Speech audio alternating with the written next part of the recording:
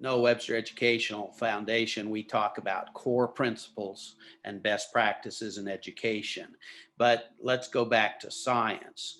A core principle in science is this: there is only one race. It's called the human race. That's right. Look, we can give blood transfusions and stuff back and forth between any color, any ethnic background. Why? Because we are one human race. And while we have different cultural distinctions from our upbringing, from our maybe religious backgrounds, from various things that develop our local cultures. Even every family kind of has its own culture based on the traditions and the emphasis that they put in their own homes. But as a society, there is only one race, and that is the human race. And we're all created equally. And the Constitution makes it very clear that all races are protected. All people are protected. Every citizen is protected under the Constitution.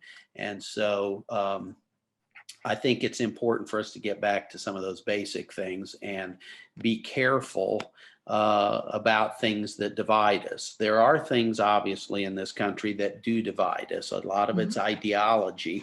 And I think, what I'm hearing you say is you believe that the critical race theory is really driven by an underlying ideology, not on science or on a real evidence. Is that correct? That's correct. And I would like to add that what this is doing is just, fostering and creating even more resentment and racial division here in our country. And so, I actually recently saw a poll where African American college students actually believe that racism in America is now worse in the 2020s than it was in the 1920s.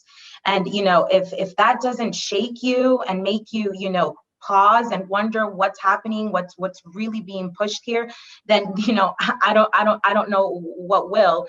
And that this is fundamentally absurd. That's the bottom line. But this is what they're being taught in school, and so this is what they are now believing, and this is why it's important for parents to take a stand. It doesn't matter if you're black, white, it doesn't matter. As a parent, this should alarm anyone, and so what is happening now in effect is actually reverse racism, where people, like you, are essentially held responsible for the decisions of people who look like me. I never imagined we would reach this point when I was growing up in the 1990s.